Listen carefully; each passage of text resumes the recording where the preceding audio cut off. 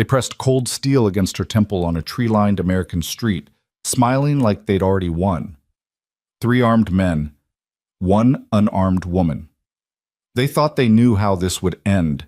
They had no idea who they were touching.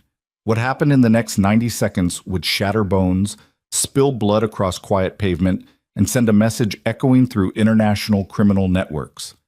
Some people don't break when you pull a gun. Some people break you.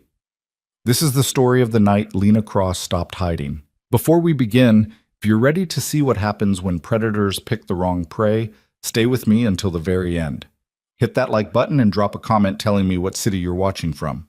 I want to see just how far this story travels. Now, let's go back to where it started. The evening air tasted like salt and gasoline.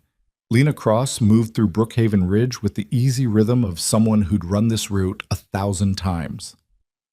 6:15 p.m. Wednesday.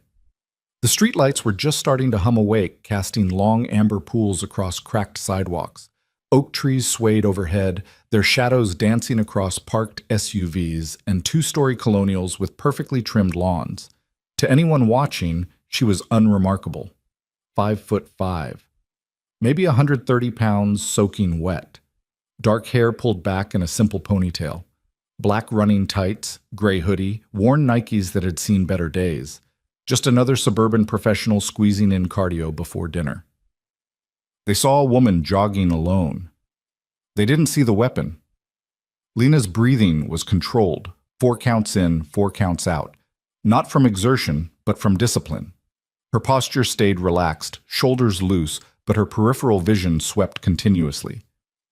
Mailboxes, driveways, parked cars, parked fence. The teenager walking his golden retriever 3 houses down. The porch light that had been out on the blue Victorian for 2 weeks. She noticed everything. Always had. At the intersection of Maple and Shoreline, she slowed to check traffic. That's when she saw it. A dark sedan idling at the corner, engine running, headlights off, no one getting in or out. Wrong. Not wrong like someone waiting for a friend. Wrong like someone waiting for a target. Lena's pulse didn't spike. Years of training had beaten the panic response out of her nervous system, replaced it with something colder. She filed the detail away. Black Mercedes, tinted windows, too clean for this neighborhood, positioned at an odd angle that gave a clear view down 3 different streets, and continued jogging. She didn't look back. Looking back would tell them she'd noticed. At the next block, she adjusted her route, taking a right down Pinehurst instead of her usual path. The move looked casual, spontaneous. It wasn't. She was testing. If the car was random, it would stay put. 3 blocks later, she heard the engine. Low, smooth, closing distance but not rushing. Professionals. Lena's mind shifted into a different mode entirely. The civilian world, joggers, sprinklers, kids playing basketball in driveways, faded into background noise. What came forward was sharper. Tactical. The muscle memory of a life she'd supposedly left behind. She mapped the terrain without breaking stride. Residential zone. Houses set back from the street. Mature trees providing cover but also blocking sight lines. Few pedestrians this time of evening. No commercial areas for another half mile. Limited witnesses. Limited exits. If someone wanted to grab her quietly, this was the place to do it. So let's see what you want. Lena turned suddenly down Westbrook Lane, a narrow residential street barely wide enough for 2 cars to pass. Tall hedges lined both sides. The houses here were older, set further back, lights just starting to glow behind curtains. Behind her, the Mercedes turned too. No hesitation. No pause. Okay, now we know. Her breathing stayed even, but her hands flexed at her sides. No phone. She'd left it charging at home, a stupid mistake she was already cataloging for later. No visible cameras on this street. No joggers coming the opposite direction. Just her and whoever was in that car. The engine noise changed pitch, accelerating. Lena didn't run. Running would trigger chase instinct, and she wasn't ready for that yet. Instead, she angled toward the sidewalk, giving them space to pass if this was somehow a misunderstanding. They didn't pass. The Mercedes pulled alongside her, crawling at her jogging pace. The rear window lowered. Lena kept moving, eyes forward, but her peripheral vision locked on that opening window. She measured distances: 5 feet to the nearest driveway, 12 feet to a large oak that could provide cover, 20 yards to the intersection ahead. Evening. The voice from the car was male, mid-30s, American accent with East Coast polish. Casual, friendly, wrong. Lena didn't respond. "Hey, excuse me, miss?" She glanced over, just enough to see without breaking stride. 2 men in the back seat, another in the driver's seat, all watching her with the kind of focus that had nothing to do with asking directions. "Sorry, not interested," she said, her voice flat and unremarkable. The voice of someone who just wanted to finish her run. "We're not selling anything." The speaker leaned closer to the window.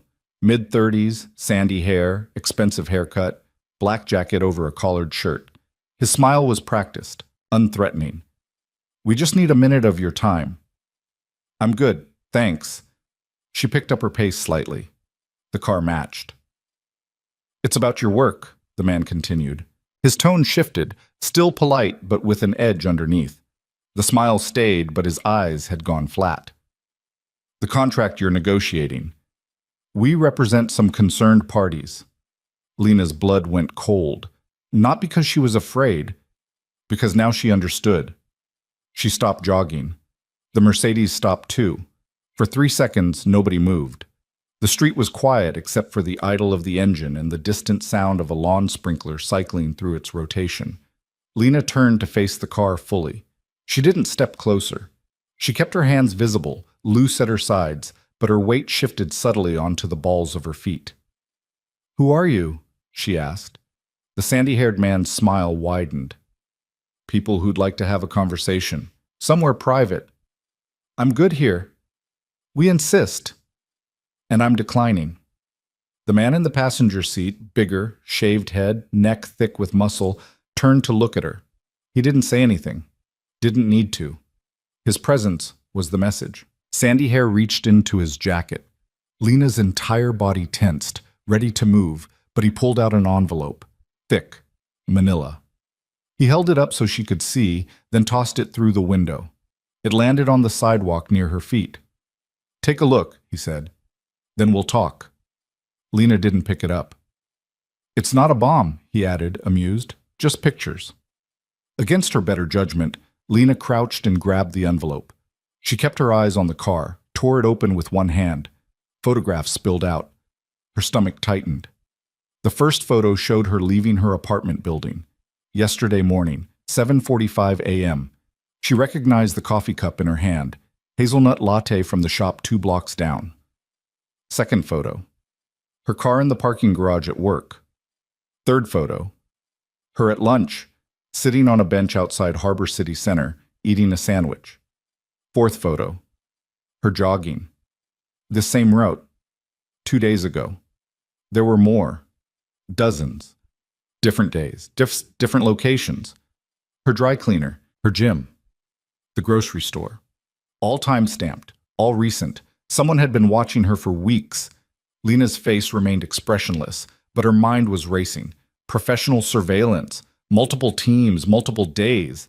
This wasn't random harassment. This was intelligence gathering, proof of capability, a demonstration. She stood slowly, holding the photos. "Now that we have your attention," Sandy Hair said, his voice friendly again, "how about that conversation?" "What do you want?" Walk away from the Meridian contract.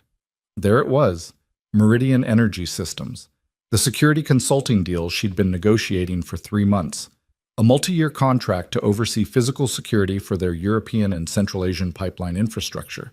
Billions in assets, strategic choke points, the kind of work that could redefine her career, and apparently the kind of work someone wanted to stop. "That's not happening," Lena said quietly. The friendly mask slipped. Sandy Hair's smile died completely. "You misunderstand. This isn't a negotiation." "Then why are we talking?" "Because we're polite." He nodded to the driver. The car doors opened. 3 men stepped out in smooth, coordinated movements. They didn't rush, didn't draw weapons. They just spread out, blocking the sidewalk in both directions. Textbook positioning, one ahead, one behind, one to the side, cutting off escape routes. Lena's pulse finally kicked up.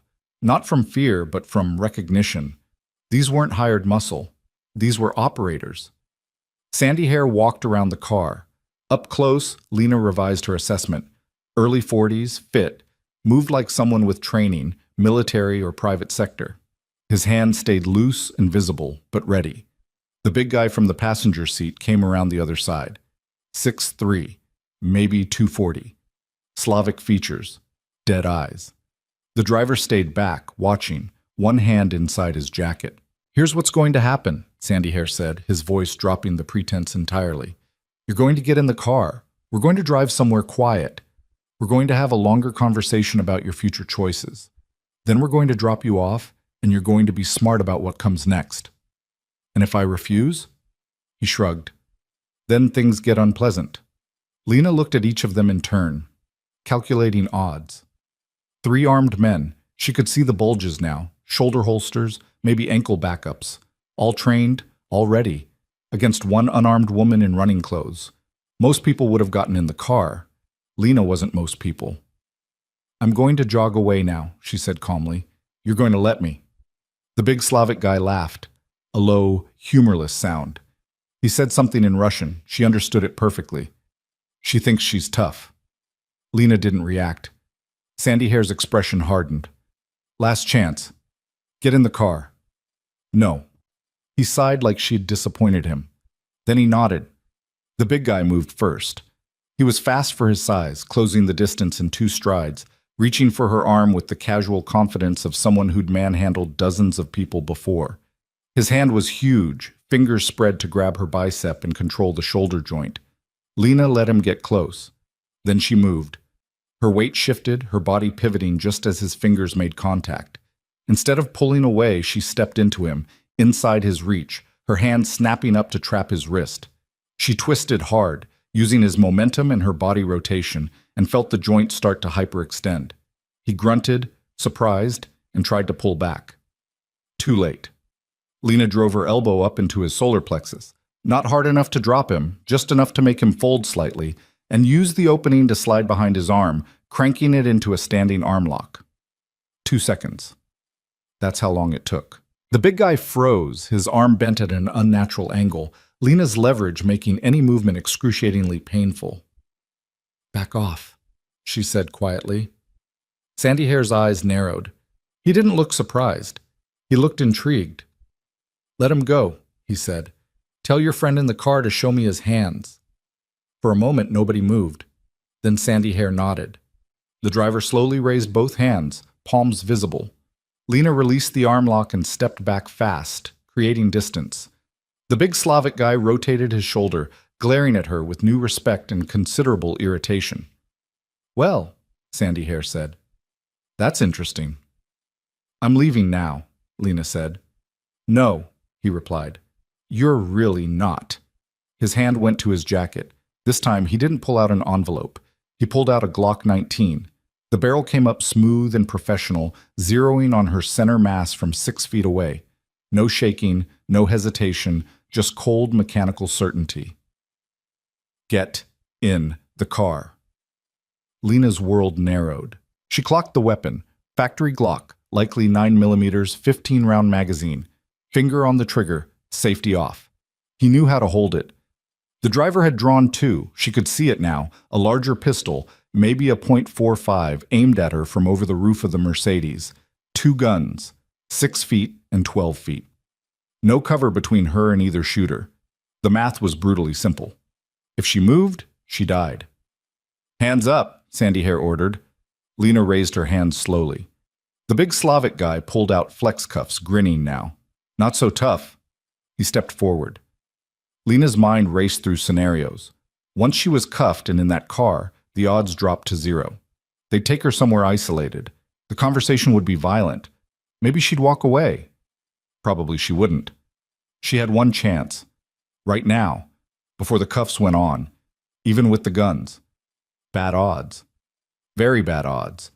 But the only odds she had. The big guy reached for her wrist. Sandy Hair's gun was still pointed at her chest, his eyes tracking her every micro-movement. "Don't," he warned. Lena met his eyes, kept her hands up, let the big guy's fingers close around her left wrist. His grip was iron. He smiled, pulling her forward to slip the cuff on, and Lena exploded into motion. Everything happened in fractions of a second, muscle memory taking over, instinct and training fusing into pure reaction. She grabbed the big guy's wrist with her free hand and yanked him forward, putting his body between her and Sandy Hair's gun. At the same instant, she snapped her head forward, cracking her forehead into the bridge of his nose. Cartilage crunched. Blood sprayed hot across her face. He roared, stumbling back, and Lena moved with him, staying behind him, using him as a shield, her hand darting to his belt. She felt metal. A backup piece. She ripped it free. A snub-nosed revolver, heavy, loaded. "Gun!" Sandy Hair shouted. She dove. Gunfire erupted, and fire. The first shot punched through the space where her head had been a millisecond earlier, the muzzle flash bright in the gathering dusk. The second shot hit the Slavic guy, friendly fire, and he went down screaming. Lena hit the pavement hard, rolled behind a parked SUV, came up with the revolver in a two-handed grip. She'd been in firefights before. This was different. This was American suburbia. Houses 20 feet away with families inside, kids' bikes on lawns, a dog barking frantically somewhere. Sandy Hair was moving, circling around the Mercedes, his Glock tracking for a shot. The driver was shouting into a radio, backup, evac, she couldn't tell. Lena didn't think. She calculated. Angle, distance, background. 3 houses behind Sandy Hair, occupied, lights on. She couldn't fire. He could. Another shot cracked past her, punching through the SUV's window. Glass exploded, raining down. Lena moved again, rolling left, coming up on the passenger side of the SUV. She had maybe 3 seconds before he rounded the vehicle and got a clean shot. She used 2 of them. Rising just enough to aim over the hood, she fired twice. The revolver bucked in her hands. .38 caliber, more recoil than she'd expected. The first shot went wide. The second hit Sandy Hair in the shoulder, spinning him back. He went down behind the Mercedes, cursing viciously. The driver opened fire. 4 rapid shots, professional suppression fire. Bullets sparked off metal, shredded the SUV's side mirror, forced Lena back down. She had 2 rounds left. Maybe. She didn't know how many the revolver held, hadn't had time to check. Sirens wailed in the distance. Someone had called 911. Help was coming, if she lasted that long. "Fuck this," the driver shouted. She heard car doors slamming. The Mercedes engine roared. Lena risked a look. Sandy Hair was being dragged into the back seat, bleeding but mobile. The big Slavic guy was crawling toward the car, leaving a blood trail. The driver was in position, reverse lights blazing. She had a shot. Clean shot on the driver through the windshield. Her finger tightened on the trigger. But the car was already moving, tires screaming, fishtailing backward down the street, taking the corner hard. Gone. Lena stayed behind cover, weapon up, scanning for threats. Nothing. Just her, 3 pools of blood on the pavement, and the distant scream of approaching sirens. She lowered the revolver carefully, checked the cylinder. 1 round left. Her hands were steady, her breathing controlled, but her mind was already 3 steps ahead, running through what came next. Police, questions, reports. Her background would flag, classified markers all over her file. Questions she couldn't answer, and worse, whoever sent those men would know she'd fought back. The message had been sent. She'd sent one back. Lena walked to the middle of the street and knelt down, placing the revolver on the pavement in front of her. She laced her fingers behind her head. When the first patrol car screamed around the corner 40 seconds later, that's how they found her. Kneeling, unarmed, covered in someone else's blood, waiting. The officer's voice was sharp, adrenaline-charged. "Hands! Show me your hands!" "They're empty," Lena called back, her voice calm. "The weapon is in front of me, 4 feet. I'm not reaching for it. Don't move. I'm not moving." 3 more cars arrived within 60 seconds. Officers poured out, weapons drawn, forming a perimeter. One kicked the revolver away. Another pulled her arms down and cuffed her, tight, efficient, professional. "Face down," Lena complied, letting them press her against the asphalt. The concrete was still warm from the afternoon sun. She could smell motor oil and blood. "Anyone else here?" an officer demanded. They left. Black Mercedes. Virginia plates, partial, 7XR. 3 suspects, 2 wounded. heading north on Westbrook, then east on Maple. The officer processing her paused. You got a plate number? Partial. He keyed his radio, relaying the information. Around her, the scene was controlled chaos. More sirens, neighbors emerging onto porches, someone shouting about seeing everything. A new voice, older, calmer. Get her up, carefully. Hands gripped her arms, lifting her to her feet. A detective stood in front of her, 50s, gray hair, weathered face, eyes that had seen too much. His badge read, Detective Aaron Cole. He studied her for a long moment. You hurt? No. That your blood? No. He looked at the scene. Bullet holes, blood, shattered glass. Back to her. You want to tell me what happened here? They tried to abduct me. I defended myself. They? 3 men, black Mercedes. They'd been following me for blocks. Cole's eyes narrowed. You armed? No. Then whose gun did you use? I disarmed one of the attackers.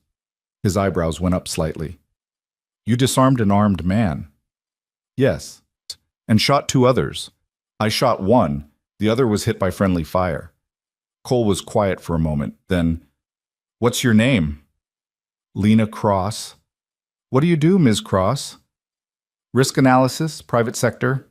Uh-huh. He didn't believe it, not completely. And these men, you know them? No. Then why would they try to abduct you? Lena met his eyes. I think you should run my background before we continue this conversation. Something shifted in Cole's expression. Wariness, recognition. Why? Because what comes back is going to change your questions. He studied her for another 5 seconds. Then he pulled out his phone, walked 10 feet away, made a call. Lena heard fragments. Victim? Yes, Cross. Lena, run it deep. Flag anything classified. 2 minutes later, he came back. His entire demeanor had changed. The cuffs, he said to the officer beside her. Take them off. Sir? Now. They removed the cuffs. Lena rubbed her wrists. Cole stepped closer, lowering his voice. What the hell came back on you is about 70% redacted. DOD markers, State Department flags, and a phone number I'm supposed to call if you're ever involved in anything. Lena said nothing. So I'm going to ask you again, and I need a real answer this time. What just happened here? Lena looked at the blood on the street, at the evidence markers being placed, at the crowd of neighbors watching from behind police tape. Someone wants me to walk away from a job, she said quietly. I said no. They escalated. I responded. What kind of job requires this kind of response? The kind people kill for. Cole's jaw tightened. Are you in danger right now? Active threat? Yes. Do you need protective custody? No. Ms. Cross, yes, I can take care of myself. You just saw that. He couldn't argue with that. All right, he said finally. But we're going to need a full statement. We're going to need to process the scene, and I'm going to need you to cooperate fully. Of course. And Ms. Cross? He leaned in. Whatever you're involved in, whatever this job is, maybe consider that walking away might be the smart play. Lena's expression didn't change. I don't walk away, detective. Even if it costs you your life? Especially then. 4 hours later, Lena sat in an interview room at Harbor City PD, drinking terrible coffee and answering questions. Cole had been professional, thorough, but also careful. There were clearly things he wasn't allowed to ask, boundaries his clearance didn't permit him to cross. He'd shown her photos from the scene, asked her to walk through every second. She'd complied, giving exact details, precise timings. The story never changed because it was true. By midnight, she was released. No charges. Self-defense was clear. Witnesses had seen the men force her to stop, seen the guns. One elderly woman had even filmed part of it on her phone, shaky footage, but enough to corroborate everything. A patrol car offered her a ride home. She declined. Outside the station, the night air was cool and clean. Lena stood on the steps, looking out at the city lights spreading across the harbor. Her phone, retrieved from her apartment by an officer, buzzed. Unknown number, she answered. Ms. Cross, The voice was familiar. Corporate. Professional. Gerald Hastings, VP of Operations at Meridian Energy. I heard about tonight. Are you all right? I'm fine. The police called me. Something about an attempted abduction related to our contract? That's accurate. Silence on the line. Then, Miss Cross, I want you to know that Meridian takes the safety of our consultants extremely seriously. If you need to step back from this negotiation, I don't. We would understand, Mr. Hastings. Her voice was steel. I'm not withdrawing. I'm accepting. Send me the contract. I'll sign tomorrow. Another pause. You're certain? Completely. Then, welcome aboard. We'll have security protocols in place for your arrival overseas, full support package, whatever you need. Good. I'll be in touch. She ended the call, stood there in the darkness. Somewhere out there, the men who'd tried to take her were regrouping, reporting to whoever had sent them, explaining how badly it had gone. And their employers, whoever they were, whatever they wanted, would be making decisions. Escalate, retreat, try again? Lena didn't know. But she knew one thing with absolute certainty. She'd crossed a line tonight. There was no going back now. The war had started, and she intended to win it. The apartment was dark when Lena arrived home at 2 in the morning. She didn't turn on the lights. Instead, she stood just inside the doorway, letting her eyes adjust, listening to the silence. The building was quiet, just the hum of the refrigerator and the distant sound of traffic filtering through closed windows. Everything looked exactly as she'd left it. Coffee mug in the sink, laptop closed on the kitchen counter, running shoes she'd never made it back to retrieve. But something felt wrong. Not obviously wrong, not intruder in the apartment wrong. More subtle, a displacement of air, a scent that didn't belong. Her training screamed at her to clear every room, check every corner. She moved through the space methodically. Bedroom, empty. Bathroom, clear. Closet, undisturbed. The fire escape window was locked from the inside. No signs of forced entry. Still, the feeling persisted. Lena walked back to the kitchen and opened the junk drawer. Beneath old batteries and takeout menus, her fingers found what she was looking for. A small lockbox, biometric scanner on top. She pressed her thumb against it. The lock clicked open. Inside was a phone. Not her regular phone. This one was encrypted, registered to a shell company, completely untraceable. She powered it on and waited. 3 missed calls, all from the same number. She didn't call back. Instead, she sent a single text. Compromised. Need extraction protocol. The response came back in 15 seconds. Stand by. Lena set the phone on the counter and walked to the window. Below, the street was empty except for a few parked cars and a cat prowling near the dumpsters. No surveillance she could spot, no obvious tails. But they'd found her once. They'd find her again. The encrypted phone buzzed. Not a text this time. A call. She answered without speaking. Lena. The voice was male, mid-40s, careful. No names, no identifiers. Just recognition. I heard about tonight. News travels fast. When one of ours puts 3 contractors in the hospital, yes, it does. A pause. You want to tell me what the hell happened? Meridian contract. Someone wants it dead. Someone who? Eastern European accent on one of them. Professional tier. Coordinated surveillance for weeks. This wasn't street level. And you engaged. They pulled guns in a residential neighborhood. I didn't have a choice. She heard him exhale slowly. The police ran your background. I know. How much did you tell them? Nothing that wasn't already in the redacted file. Self-defense, attempted abduction. They bought it. Because it's true. Because it's mostly true. Another pause. Longer this time. You're proceeding with Meridian? Yes. Lena, I'm not walking away. We've been over this. That was before someone put a gun to your head. And I'm still here. They're not.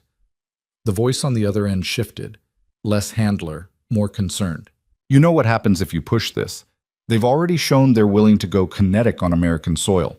That's a line most groups won't cross. Then we know they're serious.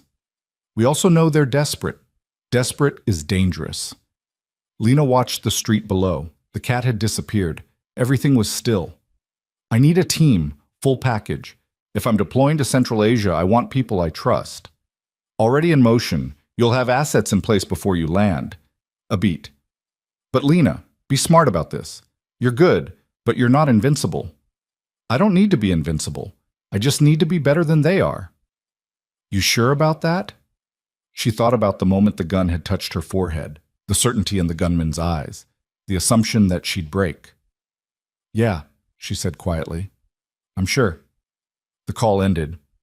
Lena stood in the darkness for another 10 minutes, thinking through scenarios.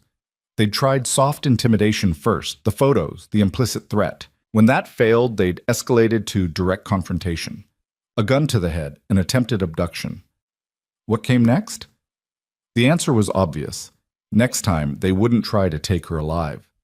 She needed to move faster than they expected. The following morning, Lena walked into Meridian Energy's regional headquarters like nothing had happened. The building was glass and steel, 20 stories of corporate efficiency overlooking the harbor.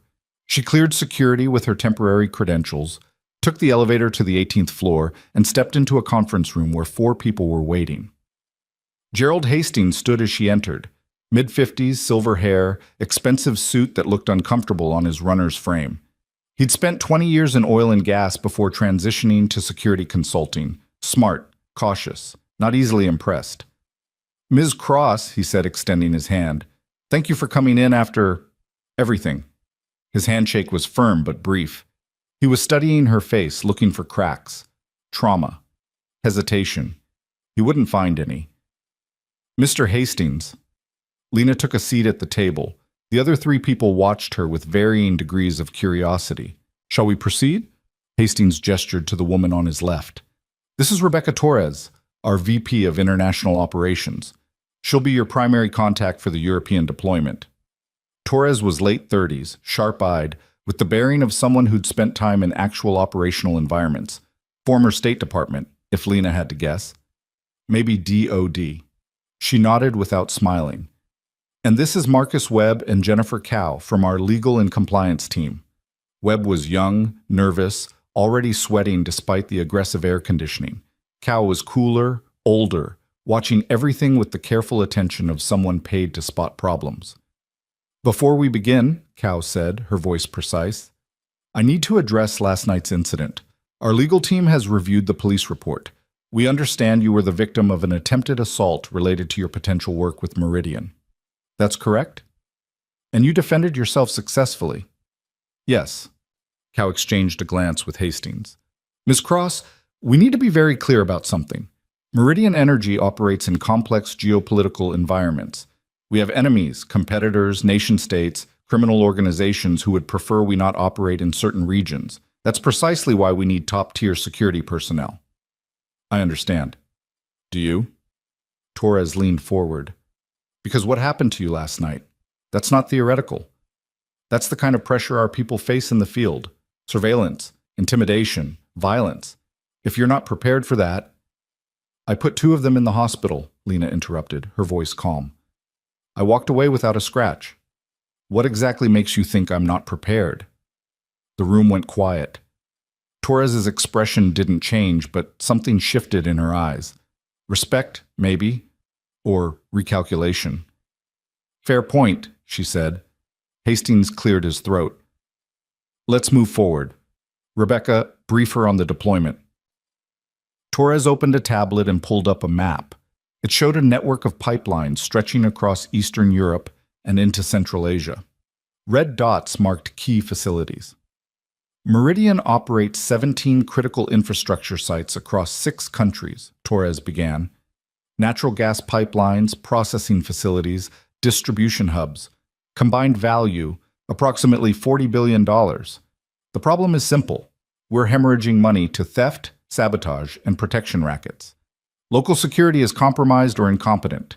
We need someone to redesign our entire security architecture from the ground up. Why me? Lena asked. Because you have the background we need. Military, intelligence, private sector. You understand both conventional security and unconventional threats. And because you're American, Hastings added, our local security teams are too embedded in regional politics. Too many conflicts of interest. We need someone who doesn't owe favors to anyone. Lena studied the map. Who's currently providing security? A mix. Private contractors, mostly former military from the region. Local police who we pay extra. Some facilities have armed guards, others just cameras and fences. And the threat profile? Torres's jaw tightened. Organized crime. Russian and Ukrainian networks who've been extorting us for years. If we don't pay protection money, equipment breaks, pipes leak, workers disappear. We've been negotiating with them to avoid escalation. And now you want to stop negotiating. We want to stop being victims, Hastings said flatly. We've paid out nearly $70 million in the last 3 years. It's unsustainable. The board has authorized a complete security overhaul. That's where you come in. Lena turned back to Torres. What happened to the last person who tried this? The room went very still. Torres looked at Hastings. He nodded slightly. His name was David Kessler, Torres said quietly. Former Marine, 15 years in private security. Smart, experienced. We hired him 8 months ago to do exactly what we're asking you to do. And? He lasted 6 weeks. They found him in a hotel room in Bucharest. Official cause of death was heart attack, but the autopsy showed traces of a potassium-based compound, untraceable, undetectable unless you're specifically looking for it. They killed him. We can't prove it, but yes, we believe so. Lena sat back in her chair. And you're still proceeding with this plan. We don't have a choice, Hastings said. If we back down now, we lose everything. The criminal networks will know they can intimidate us indefinitely. Our shareholders are demanding action. Our insurance premiums are skyrocketing. We either fix this or we pull out of the region entirely. That's not an option. So you need someone expendable. The word hung in the air like a grenade. Cal stiffened. Webb looked horrified. Torres remained impassive. Hastings met Lena's eyes directly. We need someone who can survive what Kessler couldn't. Someone who won't back down when threatened. Someone who, based on last night's events, has already proven they can handle extreme pressure. You're offering me a contract with a life expectancy measured in weeks. We're offering you a contract with a 7-figure salary, full operational autonomy, and unlimited resources. What you do with that is up to you. Lena considered this. The room watched her. Most people would have walked out, but most people didn't understand what Lena understood. Running made you prey. Standing still made you a target. The only option was to move forward, fast, hard, and with enough violence to make predators think twice. I want full vetting authority over all security personnel, she said. No one stays on the team unless I approve them. Done, Hastings said. I want direct access to intelligence, local police reports, surveillance footage, financial transactions, everything. We can arrange that. And I want a dedicated communications channel back to this office, encrypted, real-time. If something happens, I need to be able to reach you immediately. Agreed. Lena looked at Torres. How soon can you deploy me? 2 weeks. We need to finalize contracts, arrange visas, coordinate with local authorities. Make it 1 week. Torres blinked. If someone's already trying to kill me here, they'll be waiting for me there. I'd rather arrive before they're fully prepared. Lena stood. 1 week. I'll send you a list of equipment requirements tonight. Hastings stood as well, extending his hand again. This time his grip was different, firmer, the handshake of someone sealing a deal with an equal. Welcome to Meridian, Ms. Cross. Lena left the building 20 minutes later with a signed contract, a temporary security detail she immediately dismissed, and a target painted on her back that was now visible from orbit. She walked 3 blocks before her encrypted phone buzzed. The message was short. Surveillance detected. 2 teams. Active. She didn't break stride. Didn't look around. Just kept walking at the same steady pace, letting her peripheral vision do the work. There, a gray sedan parked with the engine running. And there, a man in a coffee shop window, not drinking coffee, watching the street. They weren't trying to hide. That was the point. They wanted her to know she was being watched, wanted her to feel the pressure, to second guess, to break. Lena turned left down an alley.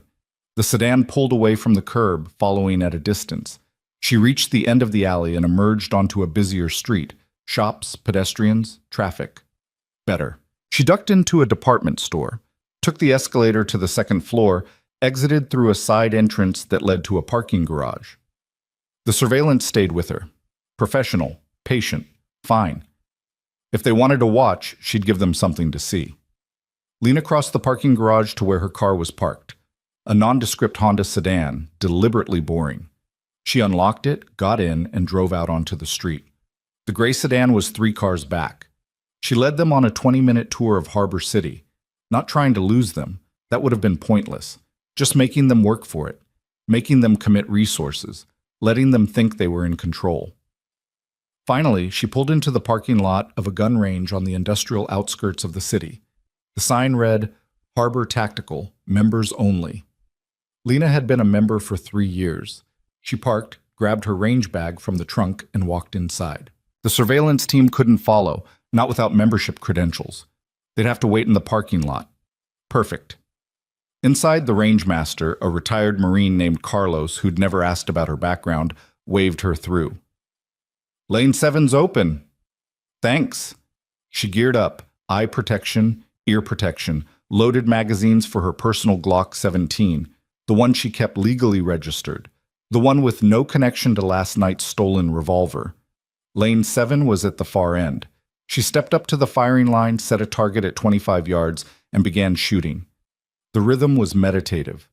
Breathe, aim, press. The gun kicked in her hands, the recoil familiar and comforting. She worked through the fundamentals, stance, grip, trigger control. Each shot punched through the paper target with mechanical precision. Center mass. Center mass. Headshot. Center mass. She wasn't practicing. She was making a point. After an hour, she cleaned her weapon, packed up, and walked back outside. The gray sedan was still there. Same position. Same patience. Lena drove home. They followed. She parked in her building's garage, took the elevator up, and walked into her apartment. Still dark, still empty. But the feeling was back, stronger now. She stood in the kitchen, looking at the encrypted phone on the counter. Someone was escalating. Someone was watching. Someone was planning their next move. The question was, how long until they made it? The answer came faster than she expected. At 3 a.m., her phone buzzed. Not the encrypted one, her regular phone. Unknown number. She answered. Lena Cross. The voice was distorted, digitally altered, impossible to identify. You're making a mistake. She said nothing. The Meridian contract. Walk away. No. We're not asking. Neither am I. A pause, then. You survived last night because we allowed it. We wanted to talk. We wanted to negotiate. You responded with violence. That was disappointing. You pulled a gun on me. And you shot 2 of our people. Sent a 3rd to intensive care. Do you understand what that means? Lena's voice was ice. It means you underestimated me. It means you've declared war. You declared it first. I'm just responding. The voice laughed, cold, mechanical through the distortion. You think you're ready for this. You think because you have training, because you have experience, you can stand against us?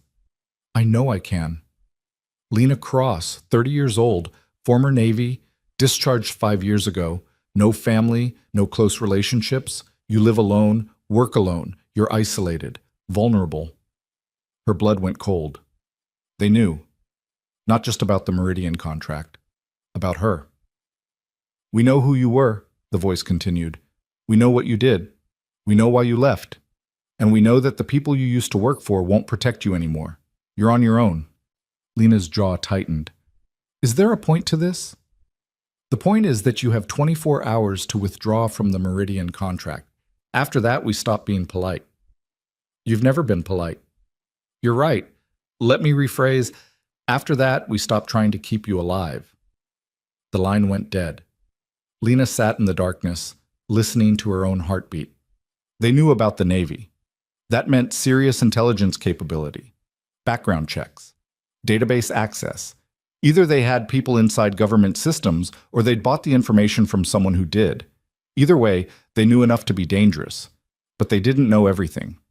If they did, they wouldn't have tried to take her with just 3 men. They wouldn't have made last night's mistakes. Lena pulled out the encrypted phone and sent another message. They've ID'd my background. Request full countermeasure package. The response was immediate. Package approved, delivery 0600. She set the phone down and walked to the window. Outside, the gray sedan was still there, still watching, still waiting. Lena smiled in the darkness. Let them watch. Let them wait. In 6 days, she'd be overseas, in Meridian's territory, with her own team, her own resources, her own rules. And when they came for her again, and they would, she wouldn't be jogging alone on a suburban street. She'd be ready. The war had started, but it hadn't ended. Not even close. No. Morning came with cold rain and a package delivery. Lena signed for it without comment, a large hard-shell case marked as photography equipment. The delivery driver didn't ask questions, didn't make eye contact, just handed over the case and left. She carried it inside and opened it on the kitchen table. Inside were tools of a different trade. False identification documents, credit cards under aliases, cash in multiple currencies, a burner laptop with military-grade encryption, and beneath it all, wrapped in foam, a Sig Sauer P226, 2 spare magazines, and a combat knife with a ceramic blade. No note, no instructions, none needed. Lena assembled everything methodically. The pistol went into a concealed holster, the knife into an ankle sheath, the documents into a hidden pocket in her travel bag. By the time she finished, she looked exactly the same as before. But now she was armed for war. Her regular phone buzzed. This time, it was Hastings. Ms. Cross, there's been a development. Go ahead. We've accelerated your deployment timeline. You leave tomorrow. Lena's pulse quickened. Tomorrow? You said 1 week. We received intelligence overnight. Someone's planning to hit our facility in Romania. We need you on the ground immediately. What kind of hit? Sabotage. Maybe worse. Local authorities are compromised. We can't trust them to handle it. You're the only option. Lena looked at the weapons on her table, at the surveillance team still waiting outside. I'll be ready. Your flight leaves at 1800. Military transport. Off the books. No commercial records. We're keeping this quiet. Understood. And Ms. Cross? Hastings' voice dropped. Be careful. We're sending you into a war zone. I know. She hung up, stood in her apartment. Tomorrow she'd board a plane to Eastern Europe, to infrastructure worth billions, to enemies who'd already killed one consultant and tried to kill her, to a fight she'd chosen willingly. Most people would call that insane. Lena called it Tuesday. She spent the rest of the day preparing, packing, training, running through scenarios in her mind. When night fell, she stood at the window one last time. The surveillance team was gone. The street was empty. And somehow, that was more terrifying than being watched, because it meant they were done observing. It meant they were moving to the next phase. Lena turned away from the window. Tomorrow, she'd meet them there. And one way or another, this would end. The military transport was a C-130 Hercules that smelled like hydraulic fluid and old coffee. Lena sat alone in the cargo bay, strapped into a jump seat, listening to the engines drone. No windows, no amenities, just bare metal walls, cargo netting, and the constant vibration of flight. The loadmaster had given her a brief nod when she'd boarded. Recognition, without curiosity, then disappeared into the cockpit. She was the only passenger. That told her everything about how serious Meridian was taking this. Her phone had died somewhere over the Atlantic. No signal, anyway. She was alone with her thoughts and the equipment bag at her feet. Inside were the tools she'd need. The Sig Sauer, tactical clothing, encrypted communications gear, and a tablet loaded with facility schematics. The flight took 11 hours. Lena didn't sleep. She ran through scenarios instead. Entry points, defensive positions, threat assessments. By the time the loadmaster emerged to tell her they were beginning descent, she'd mapped every possible approach to the Romanian facility in her mind. Where are we landing? She asked. Mihail Kogolnicianu Air Base, military. You'll be met on the ground. The plane touched down hard. Military pilots didn't waste time being gentle, and taxied to a remote corner of the airfield. When the rear ramp lowered, cold Eastern European air rushed in, cutting through her jacket. A black SUV waited on the tarmac. 2 people stood beside it. The first was a man in his 40s, stocky build, wearing tactical pants and a weathered field jacket. His face was weathered, eyes sharp. Former military, she could see it in his posture. The second was a woman, younger, late 20s, with dark hair pulled back in a tight bun. She wore jeans and a leather jacket, but her stance was professional, alert. Lena descended the ramp, bag over her shoulder. The man stepped forward, extending his hand. Ms. Cross, I'm Victor Dalka. I run security for Meridian's Eastern European operations. His accent was Romanian, his handshake firm. And this is Anya Volkov, he continued, gesturing to the woman. My second in command. Volkov nodded but didn't offer her hand.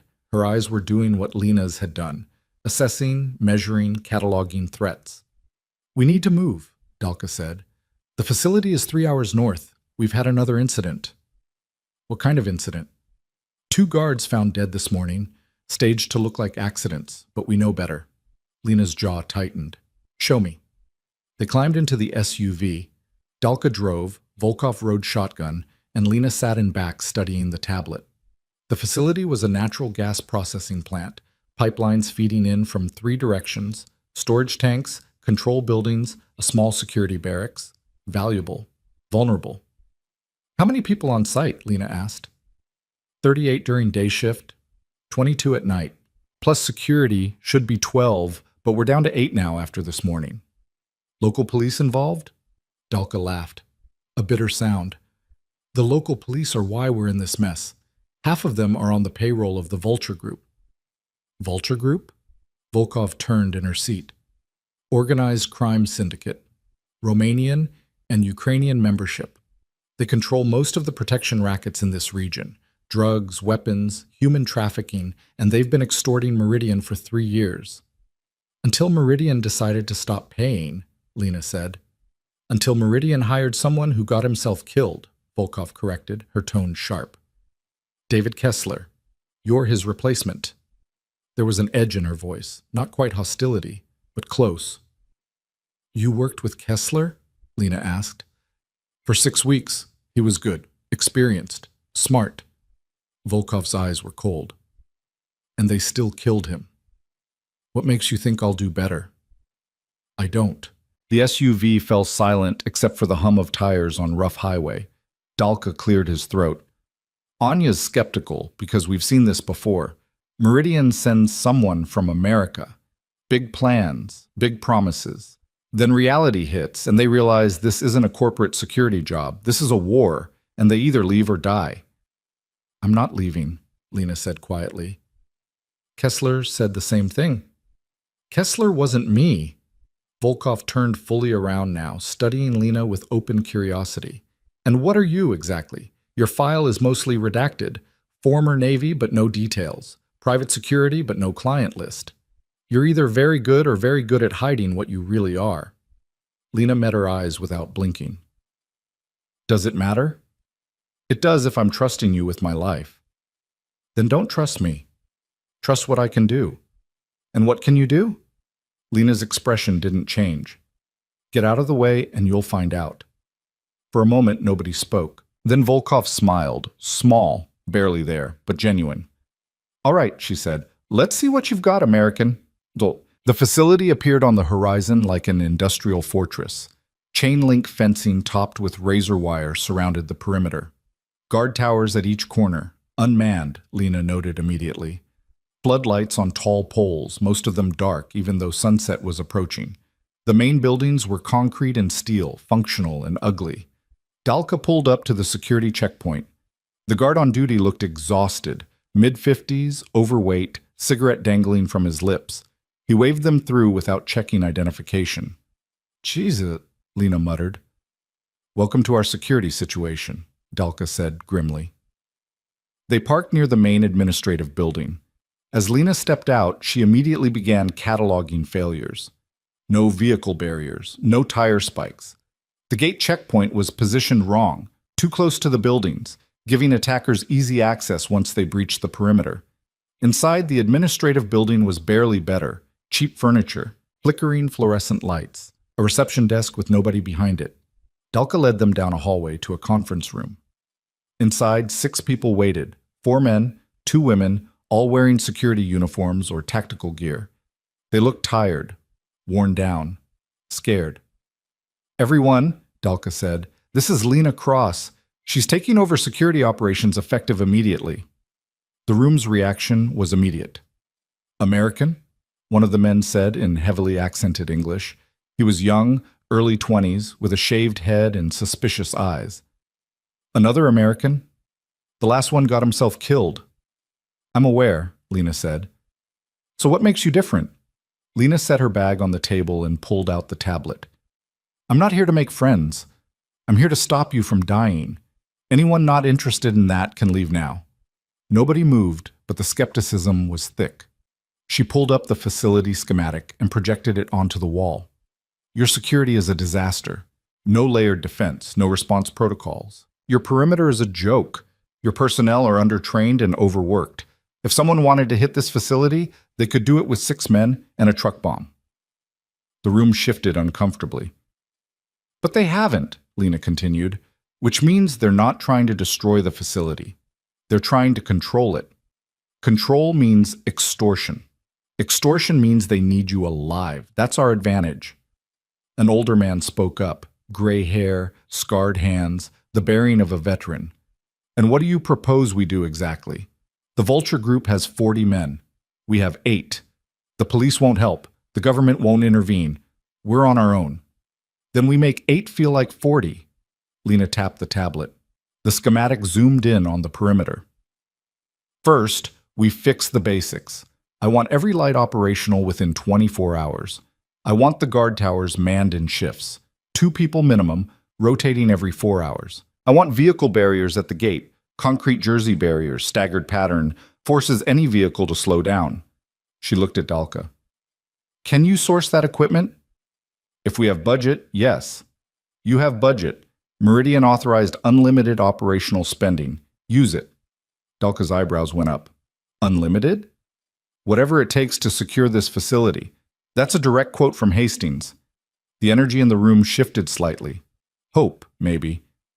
Or just surprise. Lena continued. "Second, we need intelligence. I want surveillance on every approach road. Cameras, motion sensors. If a car comes within a mile of this facility, I want to know about it." "The Vulture Group will just cut the cameras," the young skeptic said. "Then we'll know where they are when they do it. Surveillance isn't just about seeing, it's about forcing the enemy to reveal themselves." She moved to the next slide, internal layouts.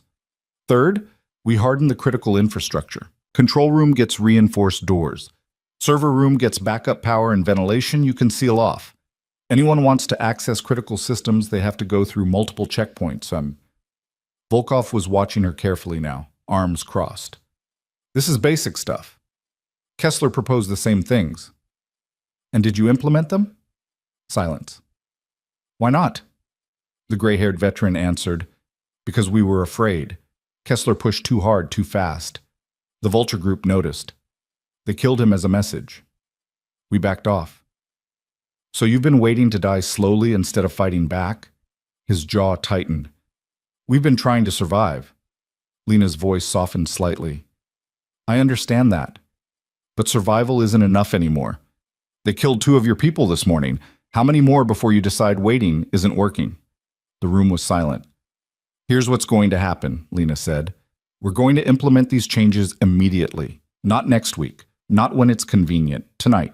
And when the Vulture Group responds, and they will, we're going to be ready."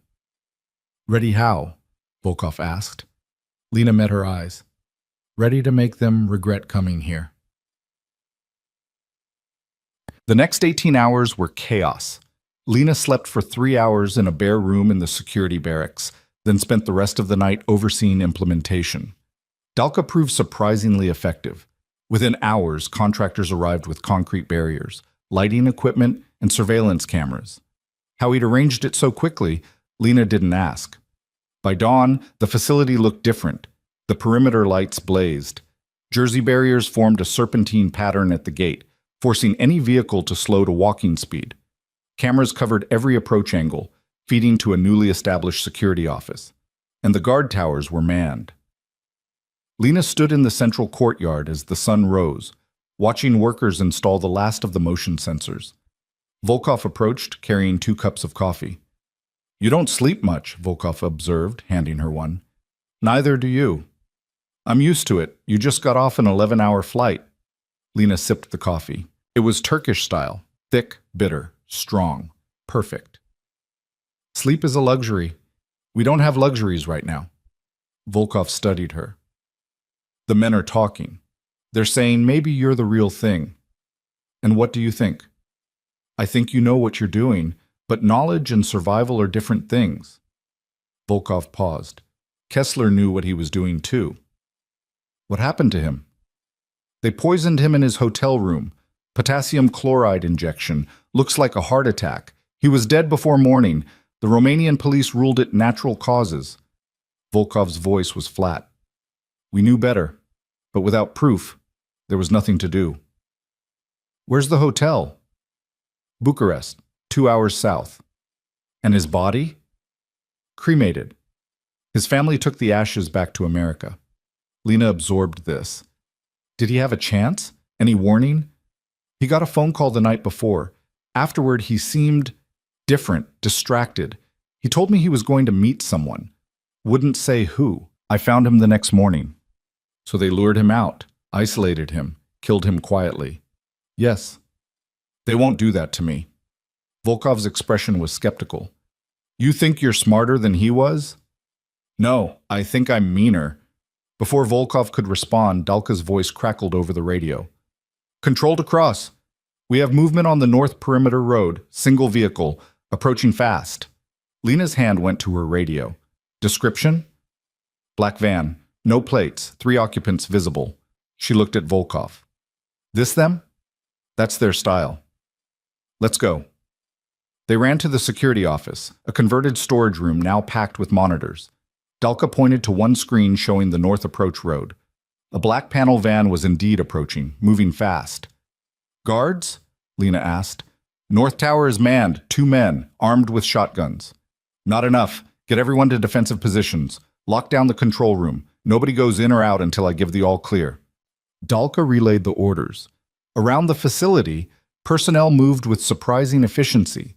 The previous night's drills were paying off. Lena grabbed a radio and switched to the guard tower frequency. North Tower, this is Cross. Do not engage unless fired upon. Let them get to the gate, then we'll handle it. Copy, came the response.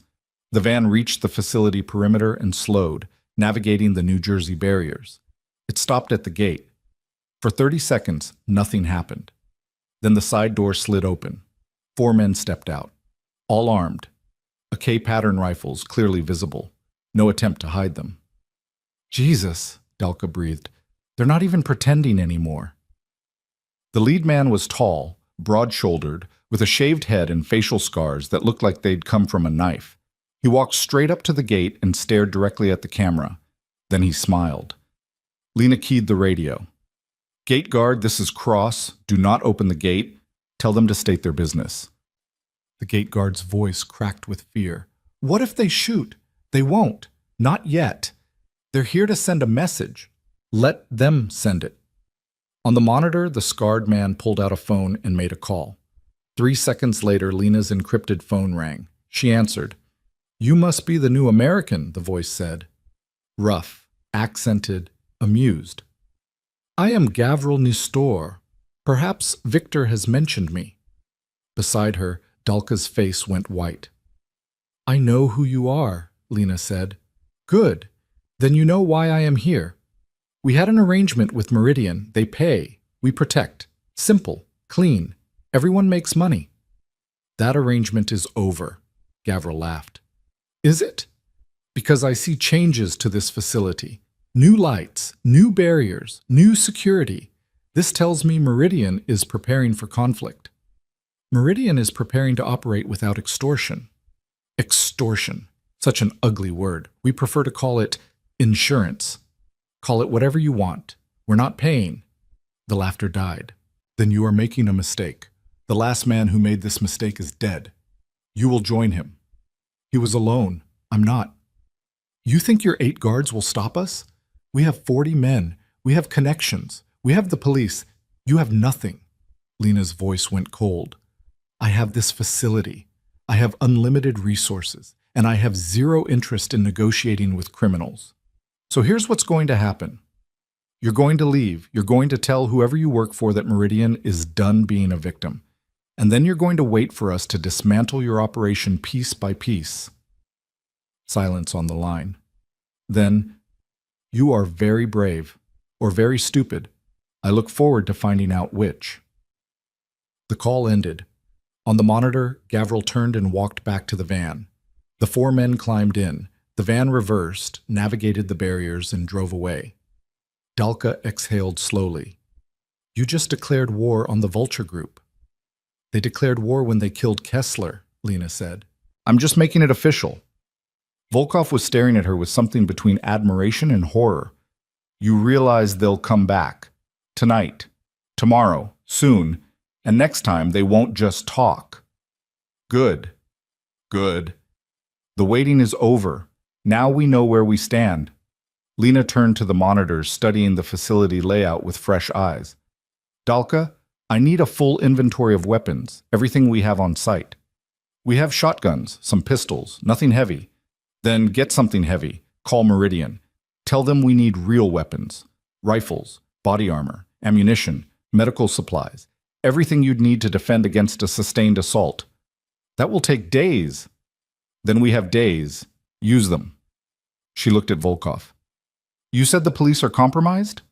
Completely. Then we need our own intelligence network. I want to know everything about the Vulture Group, where they operate, who they work with, where they keep their money. Every piece of information you can find. That's not security work, that's intelligence gathering. It's all the same war. Lena pulled out her encrypted phone and sent a message to Hastings. First contact made. Situation escalating. Need full tactical support package. Authorize lethal response protocols. The reply came back in under a minute. Approved. Support inbound. Rules of engagement. Protect the facility at all costs. She showed the message to Dalka and Volkov. Meridian just gave us permission to fight back, Lena said. Are you with me? Dalka looked at Volkov. Volkov looked at the monitors showing the empty perimeter. Then Volkov smiled, sharp and dangerous. About damn time, she said. Well, the attack came 36 hours later. Lena was in the security office when the alarms went off, motion sensors on the east perimeter triggering in sequence. She checked the monitors, 3 vehicles approaching from different angles. Coordinated. Professional. Wake everyone, she ordered. Full defensive positions. Now! The facility came alive. Guards scrambled to positions. Workers evacuated to the hardened control room. Lights blazed across every angle. Lena grabbed her rifle, a Meridian-supplied M4 carbine that had arrived via emergency courier, and headed to the East Tower. Volkov was already there, scanning the approaches with night vision. 6 men visible. Maybe more in the vehicles. They're spreading out. Let them come. The vehicles stopped just outside the fence line. Men emerged, 10 in total, all armed with rifles. They moved with military precision, establishing a perimeter. Then one of them pulled out a megaphone. Meridian facility. The voice echoed across the compound. You have 1 hour to evacuate. After that, we will destroy this facility. This is your only warning. Lena keyed her radio. All positions, hold fire. Do not engage. She pulled out her own megaphone and stepped to the edge of the tower. This facility is under the protection of Meridian Energy and the United States government, she called back. You are trespassing on private property. Leave now or face consequences. Laughter from below. The American woman, the voice responded. Gavril told us about you. He said you were brave or stupid. We will see which. Movement in the darkness. One of the men was setting up something on a tripod. Volkov cursed. RPG. They're going to blow the gate. Lena's mind raced. They had seconds to decide. Let them destroy the gate and they'd breach the facility. Fight back now and people would die. But this was the moment. The point of no return. She'd spent 2 years trying to leave this life behind. 2 years working quiet jobs. Avoiding conflict. Staying small. That life was over. Lena raised the M4 to her shoulder and flipped off the safety. All positions, she said into the radio, her voice steady and cold. You are weapons free. I repeat, weapons free. Take them down. For 1 heartbeat, nothing happened. Then the facility exploded into violence. Gunfire erupted from 3 guard towers simultaneously. Controlled. Disciplined. The eastern perimeter lit up with muzzle flashes as the Vulture Group attackers scattered, returning fire. The man with the RPG went down before he could fire. Volkov shot, clean through the chest. "Moving!" Lena shouted, running down the tower stairs. She emerged into the courtyard and sprinted toward the perimeter, using buildings for cover. 2 attackers were trying to cut through the fence. She dropped to one knee, acquired the first target, and fired. 3-round burst, center mass. He crumpled. The second man turned, raising his weapon. Lena was faster. He went down hard. Around the facility, the battle raged. Volkov was providing precision fire from the tower. Dalka had organized a team to cover the west approach, where 2 more vehicles had appeared. But the Vulture Group wasn't retreating. They were pressing forward, pouring fire into the facility, trying to overwhelm the defenses through sheer aggression. Lena moved between positions, directing fire, calling targets, keeping everyone coordinated. This was what she'd been trained for, not corporate security, but combat. Real, brutal, unforgiving. An explosion rocked the north side. Someone had breached the fence. "North Tower, report!" Lena shouted into her radio. Static. "North Tower!" Still nothing. She ran. The north section was chaos. The fence was blown open, smoke still rising. 3 Vulture Group fighters were pushing through, firing wildly. One of the tower guards was down, bleeding. The other was pinned behind cover. Lena came around the corner and opened fire. The first attacker went down immediately. The second managed to turn and fire back, bullets cracking past her head, before her next burst caught him in the shoulder, spinning him down. The third ran. She let him go. Instead, she ran to the wounded guard. Young kid, the skeptic from the first meeting. He was clutching his leg, blood seeping between his fingers. "I've got you," Lena said, pulling out a tourniquet from her kit. She worked fast, tying it above the wound, cinching it tight. "You're going to be fine." They just kept coming. Not anymore. She keyed her radio. "Control. I need medical at the North Tower. 1 wounded. Stable but needs immediate attention." Dalka's voice came back. "Medical en route. West side is clear. They're retreating." Lena stood and looked out at the perimeter. The vehicles were indeed pulling back, engines roaring. Bodies littered the ground. 4, maybe 5. The Vulture Group had taken heavy casualties and gained nothing. The firing stopped. Silence descended, broken only by distant sirens and the crackling of small fires. Volkov appeared beside her, breathing hard. "Jesus, we actually did it." "We survived," Lena corrected. "They'll come back." "Not tonight, they won't." Lena looked at the bodies, at the wounded guard being carried to the medical room, at the facility that had just proven it could defend itself. This wasn't victory, this was a statement, and every criminal organization within 500 miles would hear it by morning. Lena Cross had arrived, and she wasn't going anywhere. Dawn broke over a battlefield. Lena stood in the facility courtyard, watching medics load the wounded guard into an ambulance. His name was Andre. She'd learned that after tying the tourniquet. 23 years old, worked security to pay for engineering school. He'd survive, the medics said. Keep the leg, probably. But he'd carry the scars. Around her, the facility looked like a war zone. Bullet holes pocked concrete walls. Shattered glass glittered across pavement. The fence section, blown by the RPG, hung in twisted metal strips.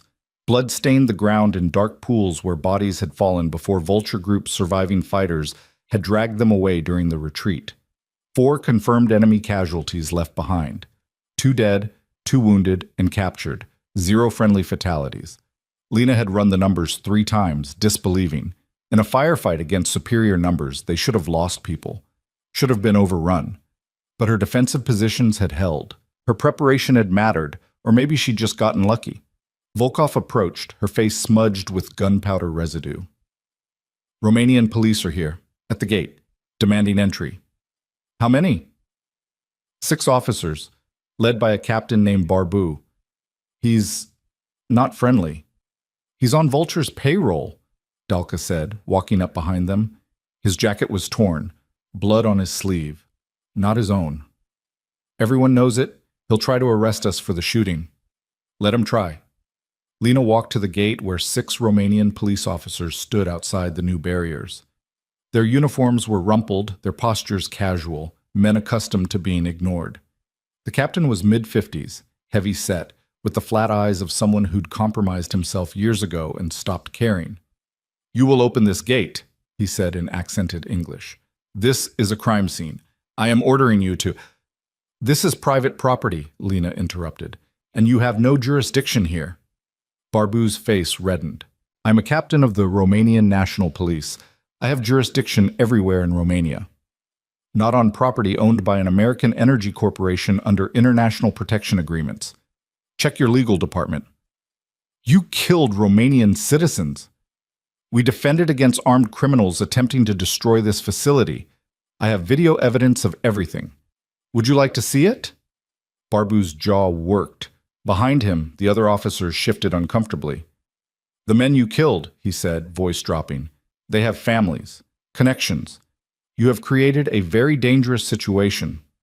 They created the situation when they attacked us with rifles and explosives.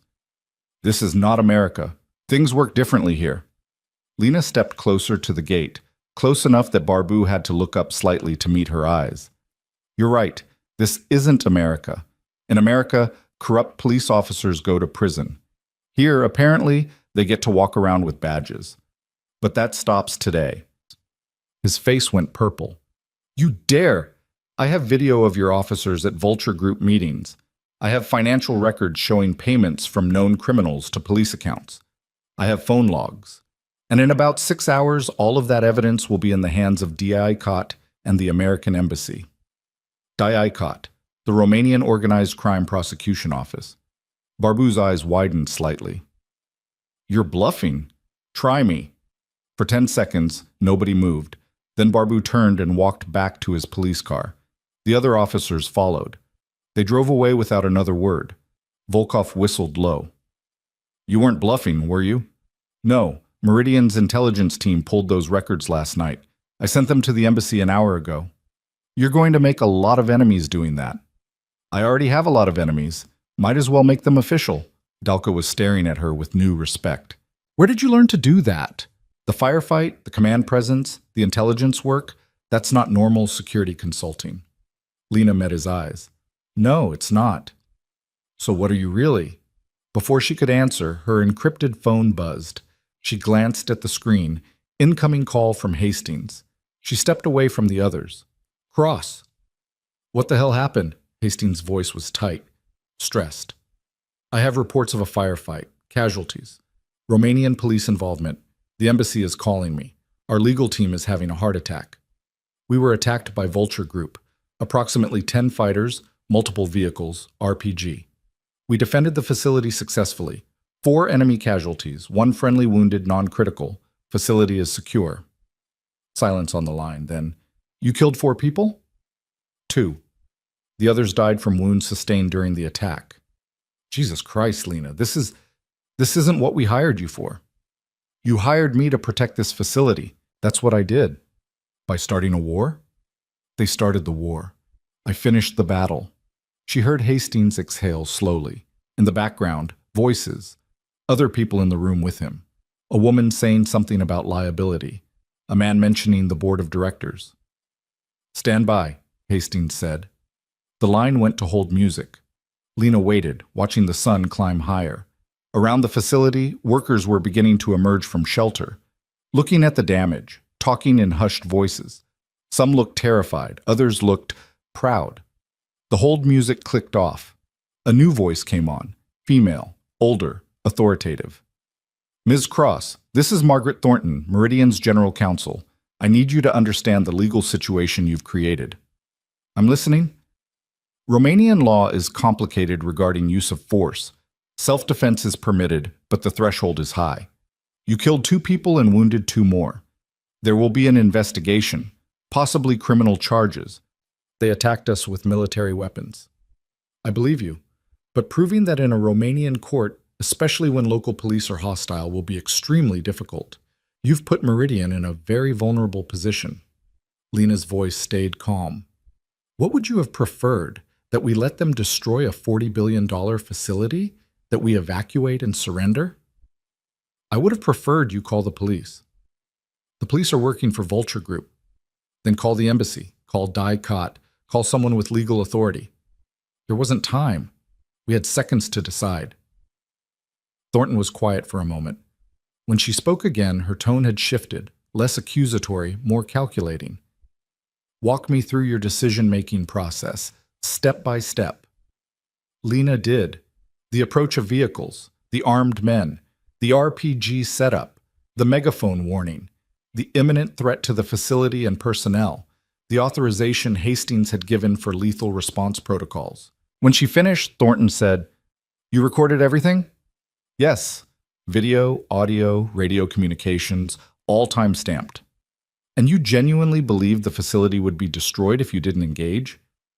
"I know it would have been." "All right, here's what's going to happen. You will send me every piece of evidence you have. Every video file, every photograph, every document. Our legal team will build a self-defense case. We'll coordinate with the American Embassy and DII COT. But Ms. Cross..." "Yes?" "If this happens again, if there is another firefight, another body count, you call us first, before you pull the trigger. Understood?" "If there's time." "Make time." The line clicked. Hastings came back on. "Lena," his voice was different now, quieter. "Margaret is right. You've created a legal nightmare, but she's also impressed.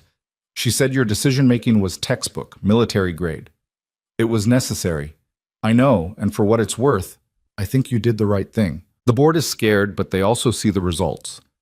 For the first time in 3 years, someone actually defended one of our facilities successfully.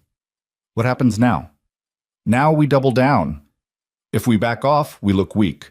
Vulture Group will hit us harder, so we reinforce. More personnel, more weapons, more resources. I'm authorizing a full tactical team deployment. Ex-military, high-tier contractors. They'll arrive within 48 hours. How many? 12, plus equipment. Enough to hold that facility against anything short of an army. Lena processed this. 12 professional contractors meant real combat power, but it also meant she'd be commanding a team, not just coordinating local security. "I'll need full operational authority," she said. "You'll have it. Command structure is yours. They'll report to you." "And if Romanian authorities try to arrest me?" "The embassy will intervene. You're covered.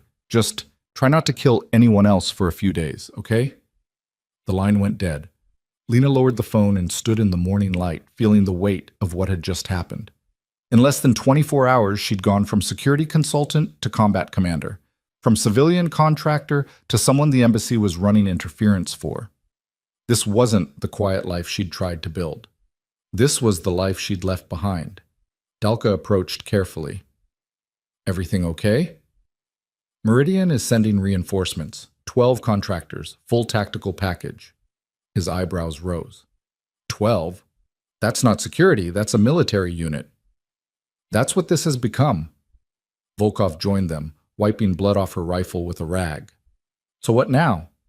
We wait for them to attack again?" "No, we take the fight to them." Both of them stared at her. "Explain," Dalka said.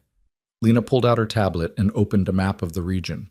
Red markers indicated known Vulture Group locations, warehouses, safe houses, meeting points.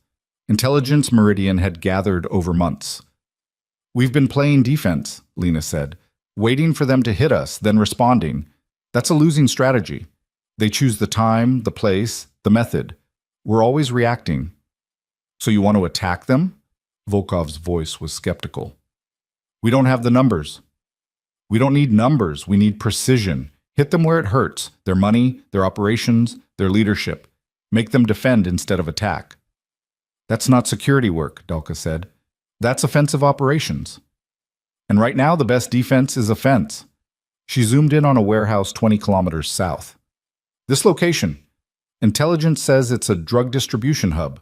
Vulture Group uses it to move heroin through Romania into Western Europe. Revenue? Approximately 15 million euros annually." "You want to raid it?" Volkov looked both excited and terrified. "I want to burn it to the ground." Dalka shook his head. "That's insane. Romanian police will arrest us for sure. Not if we give them a reason to thank us instead." Lena pulled up another file. Evidence of police corruption, Vulture Group payoffs, drug trafficking records. We hit the warehouse. Simultaneously, DIICOT gets an anonymous tip with all this evidence. By the time police arrive, we're gone, and they find enough drugs to make international headlines. And you think DIICOT will protect us? I think they'll be too busy arresting Vulture Group members to worry about who gave them the evidence. Volkov laughed, surprised, genuine. You're absolutely crazy. Probably. Are you in? Volkov looked at Dalka. He looked at the map, at the facility around them, at the blood still staining the pavement. When Kessler was here, Dalka said slowly, he wanted to do something like this.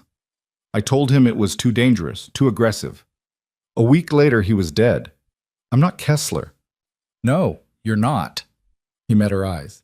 He was cautious, careful, professional. And you're something else entirely. He paused. What are you really, Ms. Cross? Because no security consultant fights like you just did. No risk analyst commands a firefight with that kind of precision. You're military, special operations, if I had to guess. Lena considered her answer carefully. These people had just fought beside her, trusted her, followed her orders into combat. They deserved some truth. Navy, she said quietly. Special warfare. 8 years. Volkov's eyes widened. SEAL?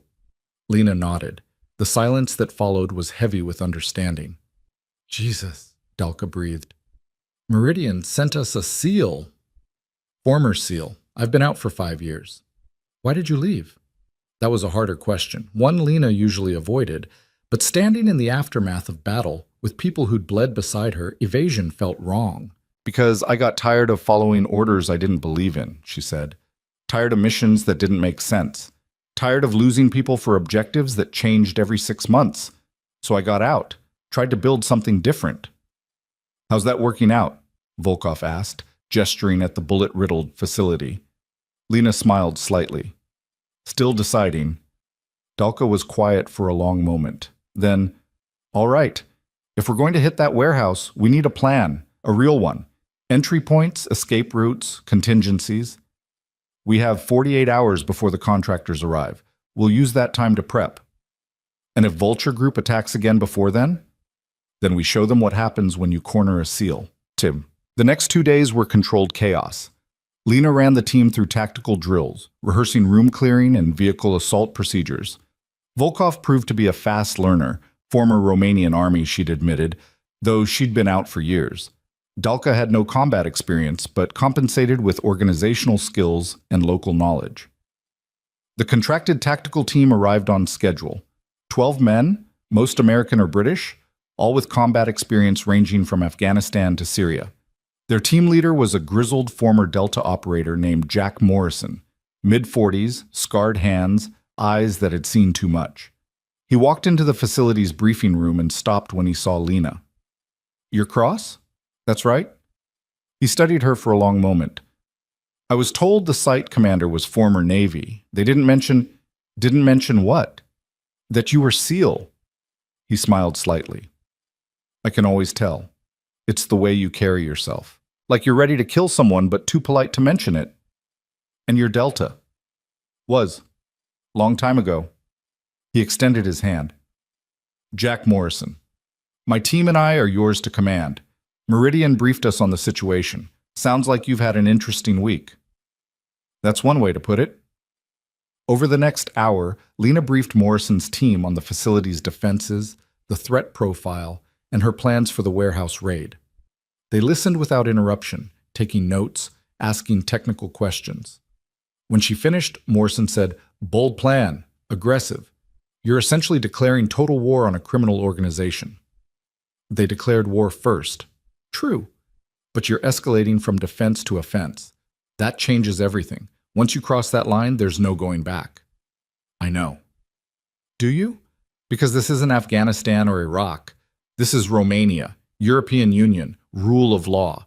You can't just run around shooting people and burning buildings. I'm not planning to shoot anyone. I'm planning to destroy an empty warehouse. And if it's not empty? Lena met his eyes. Then we adapt. Morrison studied her for another moment, then nodded. All right, we're in. But I want full tactical command during the raid. You're strategic, I'm tactical. Agreed? Agreed. They shook on it. The raid happened on night 4.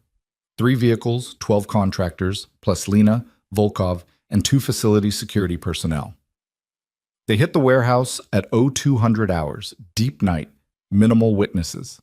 Morrison's team breached the perimeter in under 30 seconds. The warehouse was supposed to be empty. Intelligence had confirmed minimal overnight security. Intelligence was wrong. They encountered 4 guards inside, all armed. The firefight lasted less than a minute. Controlled bursts, suppressed weapons, professional execution. All 4 guards went down, 2 dead, 2 wounded. Lena moved through the warehouse, cataloging contents: heroin, cocaine, weapons, cash. Exactly what the intelligence had promised. Set the charges, she ordered.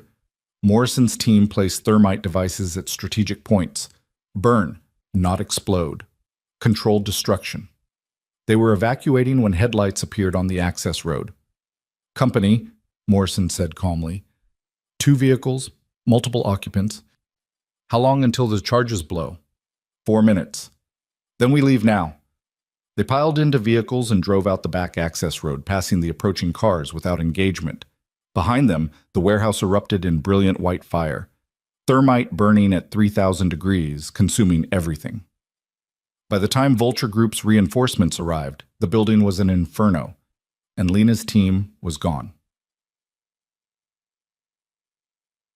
The fallout was immediate and spectacular.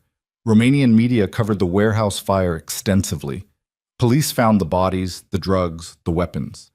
Diicot received their anonymous tip and launched a massive investigation. Within 48 hours, 18 Vulture Group members were arrested. Within 72 hours, 3 senior members were in custody, including Gavril Nustor. And within 96 hours, Lena received another phone call. "You've made your point." The voice was new, older, more refined, American accent. "This is becoming expensive." "Who is this?" "Someone who represents interests larger than the Vulture Group, someone who would very much like to negotiate a settlement." "There's nothing to negotiate." "Ms. Cross, Lena, if I may, you're a talented operator, clearly highly trained. You've proven your capabilities, but surely you understand that this conflict is unsustainable. People are dying, property is being destroyed, authorities are involved. This benefits no one. It benefits Meridian.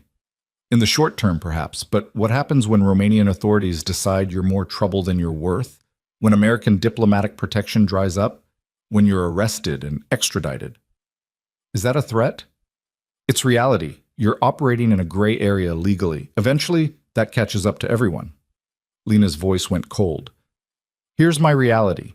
I don't negotiate with criminals. I don't make deals with people who profit from extortion, drugs, and murder. And I don't walk away from fights I didn't start. Even when walking away would save your life? Especially then. Silence. Then, you're making a mistake. So you've said multiple times, with guns, with threats, with phone calls. And I'm still here. For now. The line went dead. Lena set down the phone and looked out at the facility. Lights blazing, guards patrolling, contractors running drills. This was no longer a security job. This was war, and she intended to win it. What? That evening, Hastings called with news. The board met today. They've reviewed everything. The firefight, the raid, the arrests, the media coverage. They're impressed. But they're also terrified. You've turned a security contract into an international incident. Legal is still dealing with Romanian prosecutors. The embassy is fielding questions from Washington. This has gotten bigger than anyone anticipated. Are they pulling me out? No, they're promoting you. Lena blinked. What? They want you to oversee security for all 17 facilities, not just Romania, everything. You'll have full authority, unlimited budget, and command over every security team in the region. That's insane, I know. But the board sees results. For the first time in years, criminal organizations are backing off. Extortion has stopped. Meridian is operating without interference. That's worth any amount of legal headaches. Lena thought about Kessler, about what this job had cost him. What if I say no? Then someone else takes over. Someone who probably isn't as good as you. Someone who might get people killed. That's not fair. No, it's not. But it's true. She stood at the window, watching the sun set over the facility, over the place she'd defended, the place that had become hers. I'll do it, she said, on one condition. Name it. Full operational autonomy, no interference from legal, no second guessing from the board. I make the calls, I take the risks, and I accept the consequences. Done. And Hastings? Yeah? Tell the board that this is who I am. I don't do half measures. I don't negotiate with criminals. I don't back down. If they want someone diplomatic, someone cautious, they need to find someone else. Hastings laughed quietly. I think they're starting to understand that. Welcome to the team, Commander Cross. The title hit her like a punch. Commander. She hadn't been called that in 5 years. It's just Lena, she said. Not anymore. You've earned it. The call ended. Lena stood in the darkness, feeling the weight of command settle back onto her shoulders. The weight she'd tried to escape. The weight that had followed her anyway. Outside, Morrison was running the night patrol. Volkov was checking perimeter sensors. Dalka was coordinating with DI Kot. Her team. Her responsibility. Her war. And for the first time in 5 years, that felt right. The notification came at dawn. Lena was reviewing security protocols in the operations center when her encrypted phone lit up with an alert from Meridian's intelligence division. She opened it and felt her blood go cold. Urgent. Credible threat to multiple facilities. Source indicates coordinated assault planned within 48 hours. Scale. Unprecedented. Recommend immediate evacuation of non-essential personnel. She forwarded it to Morrison and Hastings simultaneously, then keyed her radio. All team leaders, Operations Center, now! Within 3 minutes, her core team assembled. Morrison, Volkov, Dalka, and the senior contractors. They stood around the tactical display as Lena pulled up the intelligence brief. Meridian's sources indicate Vulture Group is planning something big, she said. Not just one facility. Multiple targets. Simultaneous strikes designed to overwhelm our defenses. How credible is this? Morrison asked. Extremely. The source is someone high up in their organization, someone who just got arrested and is looking to cut a deal. Dalka frowned. Which facilities? All of them, or at least enough to send a message. Lena zoomed the map out, showing all 17 Meridian sites across Eastern Europe. They're trying to prove we can't protect everything at once. Can we? Volkov's question was direct. Lena looked at the map. 12 contractors plus local security spread across 17 facilities. The math was brutal. No, she admitted. Not if they hit everywhere simultaneously. Then we evacuate, Morrison said. Pull everyone back to the most defensible positions. Let them burn the rest. And lose billions in infrastructure? Lose credibility with every client Meridian has? Show every criminal organization in the region that threats work? Better than losing lives. Lena understood his logic. It was sound, tactical, conservative. Everything a good commander should recommend. But it was also surrender. She thought about the phone call, the refined voice offering negotiation, the implication that she couldn't win. There's another option, she said quietly. Everyone looked at her. We don't defend, we attack. Morrison's expression hardened. Explain. Lena pulled up a different file. Surveillance photos, financial records, intercepted communications. Vulture Group has been weakened by the arrests. Their leadership is fractured. Their money is frozen. They're desperate, which is why they're planning this assault. But desperate organizations make mistakes. She pointed to a location on the map, a compound in the mountains north of Bucharest. This is their headquarters, where the remaining leadership operates from. If we hit them there, we decapitate the entire organization. That's not a security operation, Dalka said. That's an assassination. It's elimination of a clear and present threat. It's also illegal, very illegal. So is everything they've done to us. Morrison crossed his arms. Walk me through your thinking, because what you're describing is a direct action raid on a fortified compound in a sovereign nation. That crosses about 15 different lines. I know. And you want to do it anyway? I want to end this, permanently. not just defend against one attack and wait for the next. I want to make them incapable of threatening us ever again. Volkov was watching her intently. You've done this before, haven't you? This kind of operation. Lena met her eyes. Yes. Where? Places I can't talk about. Against targets I can't name. But yes, I've run direct action missions before. And I know the risks. Morrison walked to the window, thinking.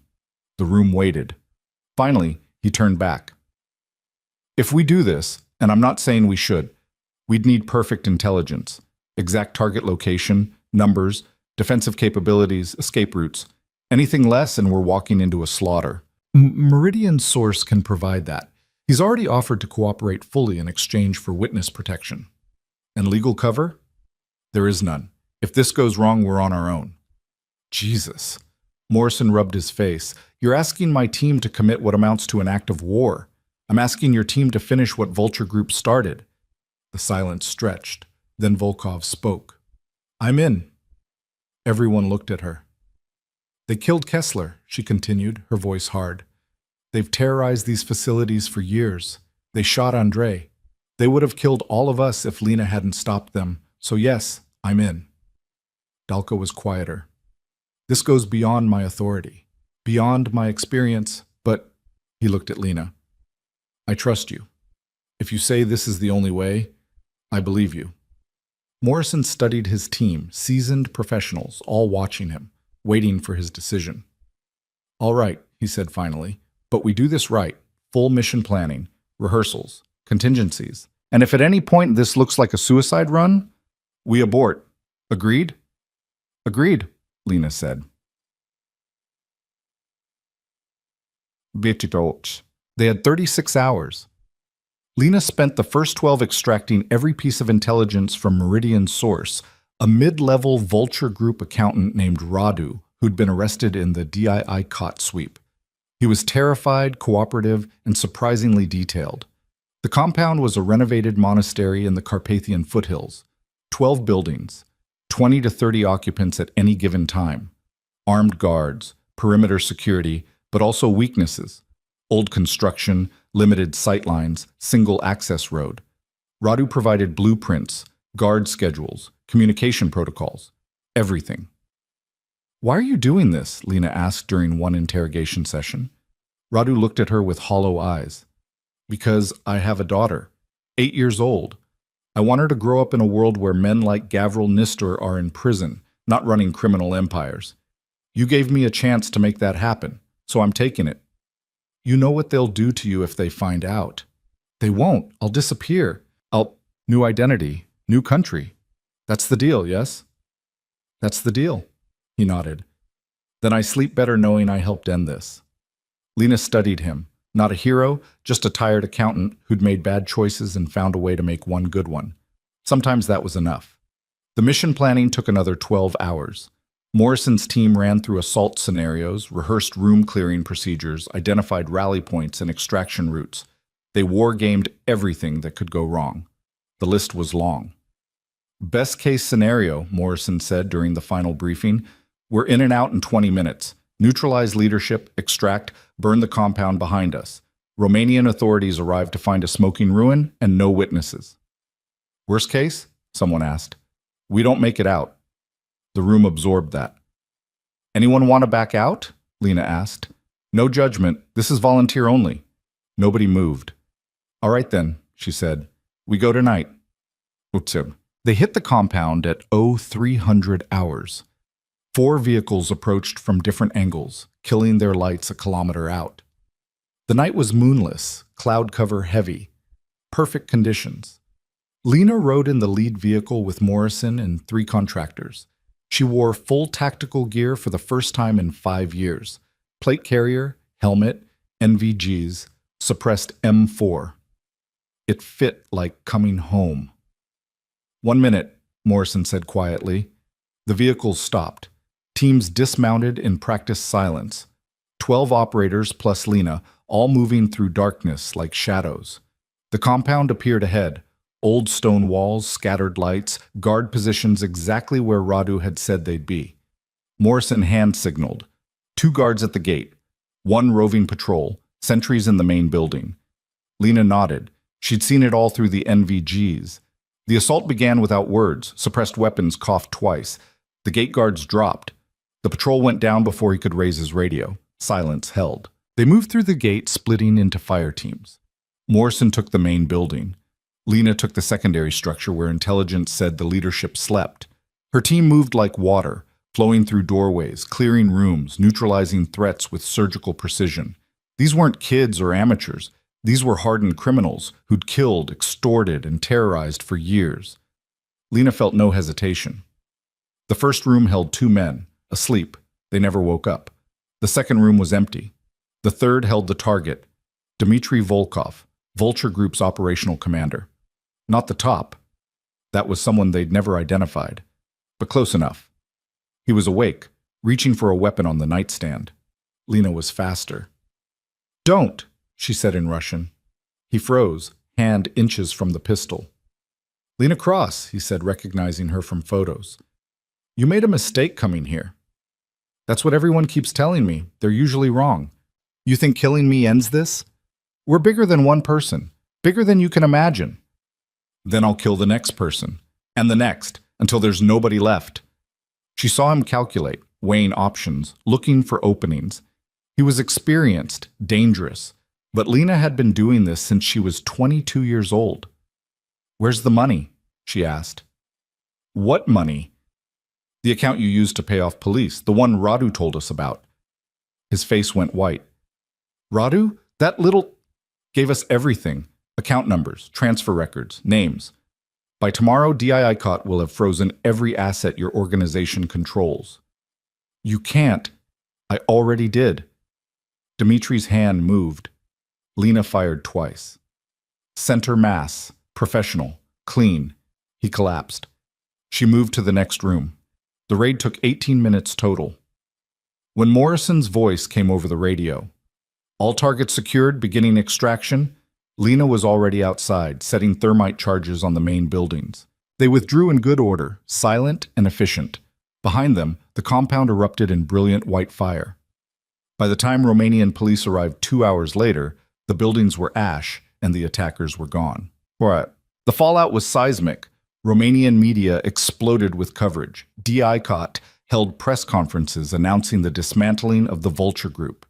Interpol issued statements about international cooperation against organized crime. Nobody mentioned Meridian. Nobody mentioned Lena Cross, which was exactly how she wanted it. 1 week later, she stood in Hastings' office via video call, watching him navigate the political aftermath. "The board is conflicted," he said carefully. "On one hand, you achieved the objective. Vulture Group is finished. Our facilities are operating without interference. Revenue is up. On the other hand, you conducted what amounts to a military operation on foreign soil." "I'm aware." "The Romanian government is asking questions, quietly, unofficially. They know it wasn't police or military. They suspect private action." "Can they prove anything?" "No, but they don't need proof to make life difficult." Hastings leaned back. "Lena, you've done incredible work. You've secured facilities we thought were indefensible. You've eliminated threats we didn't think could be eliminated, but you've also crossed lines that make the board extremely nervous." "Are they terminating my contract?" "No, they're offering you a choice." Lena waited. Option 1. You stay on as Chief of Security for all Eastern European operations. Full authority, massive budget. Everything you've built, you continue building, but you operate within strict legal boundaries. No more raids, no more direct action, pure defense. And option 2? You transition to a different role, something we're calling special solutions. Off the books. Deniable. When Meridian has problems that can't be solved through legal channels, you solve them, any way you see fit.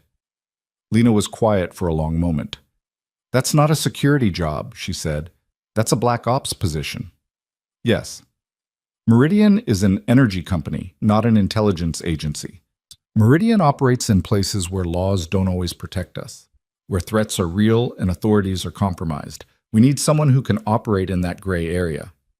Someone expendable." Hastings met her eyes through the screen. "Someone capable.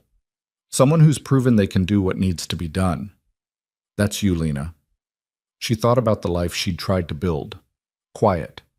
Simple. Away from violence. That life had never really existed. She'd been fooling herself. What if I choose neither, she asked. Then you walk away. We pay out your contract, give you glowing references, and you go back to whatever you were doing before. Jogging in suburbs, working as a risk analyst, pretending to be someone you're not. The words hit hard because they were true. Lena looked out the window at the facility, her facility now, the place she'd defended, the people she'd protected, the war she'd won. I need time to think, she said. You have 24 hours. The call ended. Lena walked the facility perimeter that night, listening to the sound of her own footsteps. Volkov found her near the east fence. Heard you're leaving. Maybe. Haven't decided. You should stay. The team needs you. The team needs a commander. Doesn't have to be me. Bullshit. Volkov leaned against the fence.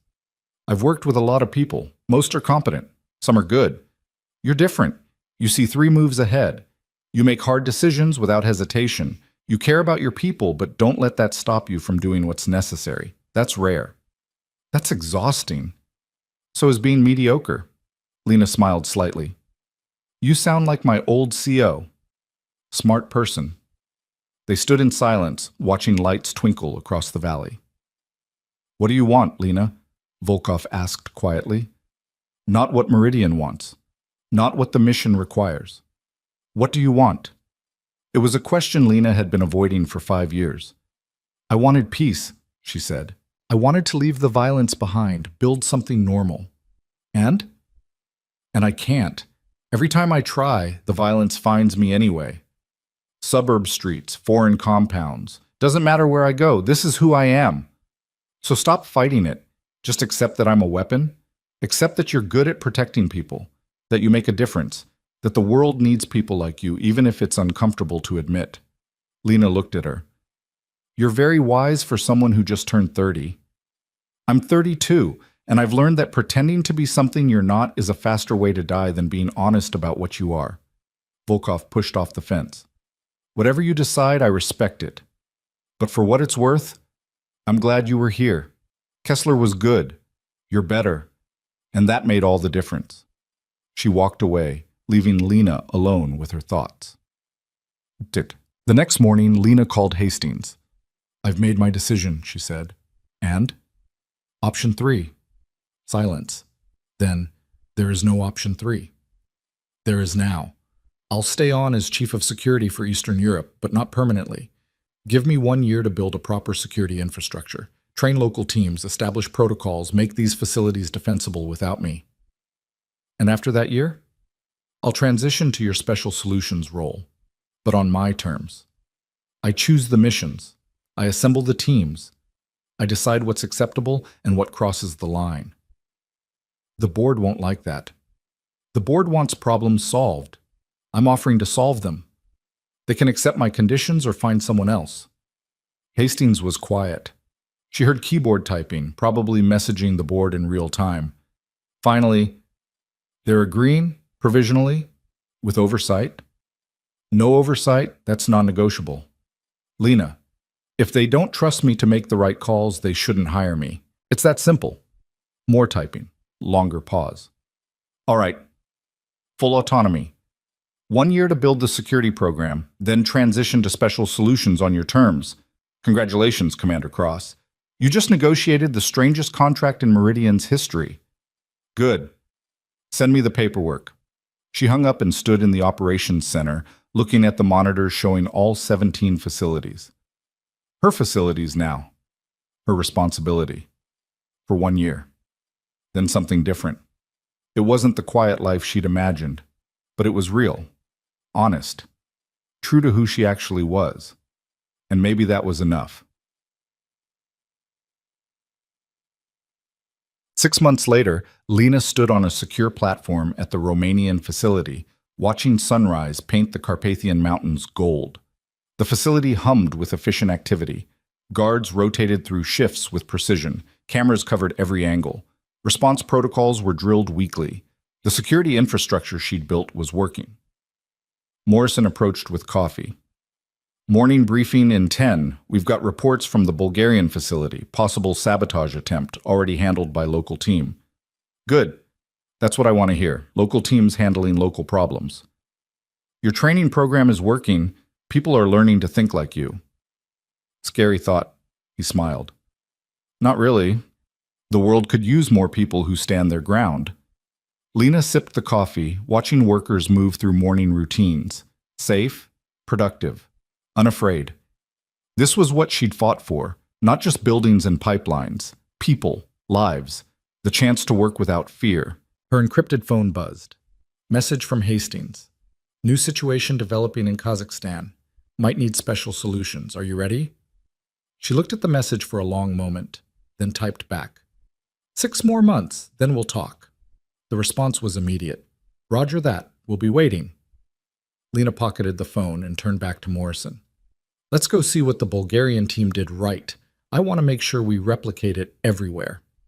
They walked toward the operations center together, colleagues and warriors building something that would outlast them both. Behind her, the sun climbed higher, burning away the last of the night. 18 months after arriving in Romania, Lena Cross stood in Meridian's corporate headquarters, shaking hands with the board of directors. You've exceeded every expectation, the chairman said.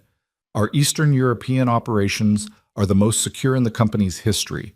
Incident rates down 92%. Employee confidence at all-time highs. You've built something remarkable. We built something sustainable, Lena corrected. It'll last because it doesn't depend on one person. That's what makes it remarkable. Most security programs collapse when the architect leaves. Yours won't. The meeting concluded with formalities, awards, recognition, gratitude. Lena accepted it all with grace, but minimal attachment. This wasn't why she'd done it.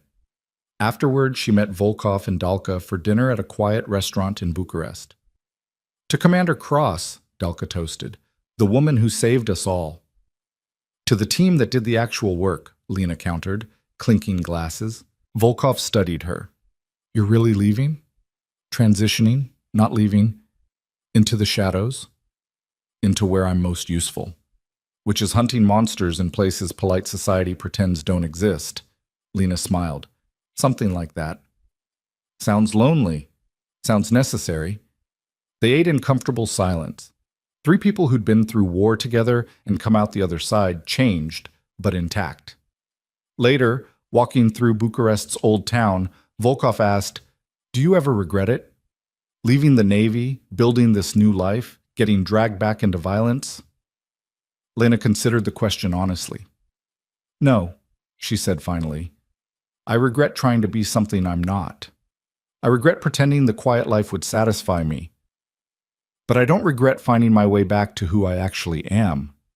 And who is that? Someone who stands in the gap. Someone who protects people who can't protect themselves.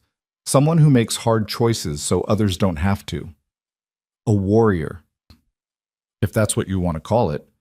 Volkov stopped walking, turning to face her.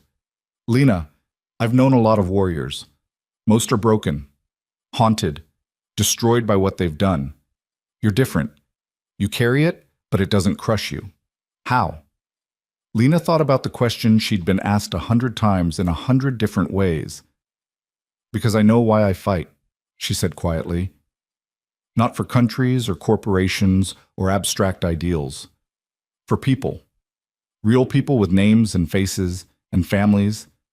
Every time I pull a trigger or make a hard call, I can picture exactly who I'm protecting. That clarity, that purpose, it keeps me whole. And when the missions stop making sense, when the lines get too blurry, then I stop, walk away, find something else. Lena smiled. But until then, I do what I'm good at, and I try to leave things better than I found them. They resumed walking, 2 warriors in a city that had seen its share of violence, building peace in the aftermath. A city, the final day came quietly. Lena handed command of Eastern European security to Morrison in a brief ceremony. No speeches, no fanfare, just a transfer of authority and mutual respect. You built something good here, Morrison said. Don't forget that when you're out there doing the dark work. I won't. And Lena, if you ever need backup, real backup, no questions asked, you call me. Understood? Understood. They shook hands, brothers and sisters in arms across different battlefields. Lena's flight left that evening. She boarded with a single bag, traveling light, as always. As the plane lifted off, she looked down at Romania, the country where she'd found herself again, where she'd stopped pretending and started being honest. Her phone buzzed. Encrypted message from an unlisted number. First mission briefing tomorrow. Location, classified. Nature, critical. Welcome to Special Solutions. She read it twice, then deleted it. Tomorrow would bring new challenges, new enemies, new battles. But tonight, somewhere over Europe, Lena Cross allowed herself a moment of peace. She'd spent 5 years running from who she was. Now she was running toward it, and the difference made all the difference. The woman who'd been threatened on a suburban street, who'd had a gun pressed to her head by men who thought they knew how it would end, no longer existed. In her place stood something harder, sharper, forged in combat and tempered by choice. A protector, a warrior. A woman who'd learned the most important lesson of all: never mistake quiet for weakness. Some threats wake the wrong person, and once awakened, some warriors never sleep again. Message to everyone listening. The world will test you. It will push you. It will try to make you small, compliant, afraid. Some people will mistake your restraint for weakness, your patience for vulnerability, your choice to be kind for an inability to be dangerous. Let them make that mistake, because the strongest people aren't those who never face fear. They're the ones who face it and refuse to break. The most dangerous people aren't those who go looking for fights. They're the ones who end fights decisively when there's no other choice. Know who you are, own it, and never apologize for being capable, competent, or unwilling to be a victim. The world needs more people who stand their ground. Be one of them.